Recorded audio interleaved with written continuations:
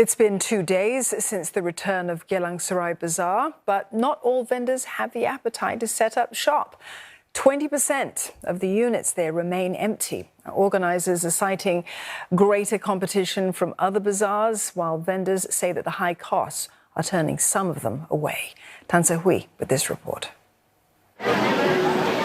This Vadi brand has been a regular fixture at the Geylang Serai Bazaar for the past 30 years.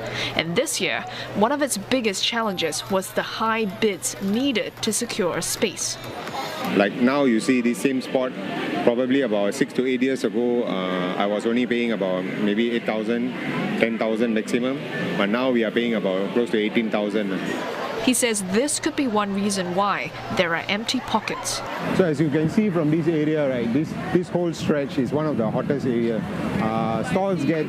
This one's empty, right? Yes, correct. Now you notice there's about 3 empty shops. I'm actually also quite surprised. These are all the spots that actually get taken up really very fast. So you need to call the organizers to chope your spot. But this year, I think that's not the case. Probably it's because of the high rental that is one of the highest that you can we actually noticed this year. Despite that, he has 5 stalls here and has increased prices by 10 cents, hoping to make a profit.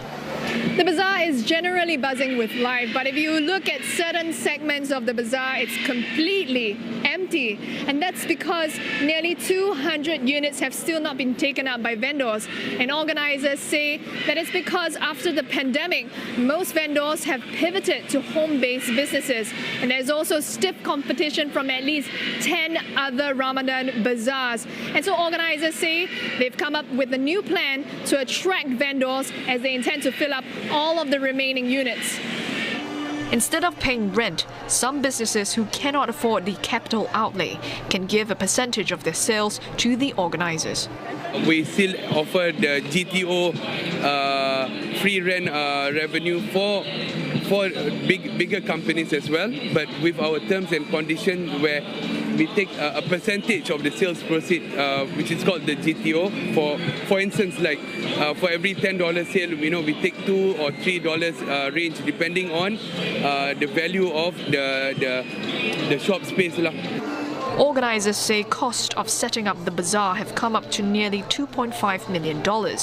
This includes new concepts such as this stage and mezzanine to attract more visitors, especially those looking to break fast during Ramadan.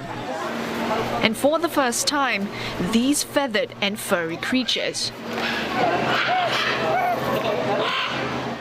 Higher cost or not, visitors say they still enjoy coming here to soak in the atmosphere.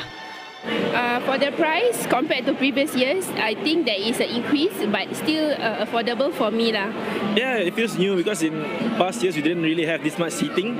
Like there were more stalls but not enough seating, so people would just sit by the roads and stuff. So this is it's a good improvement. The bazaar will be the longest running one ever till 22nd April.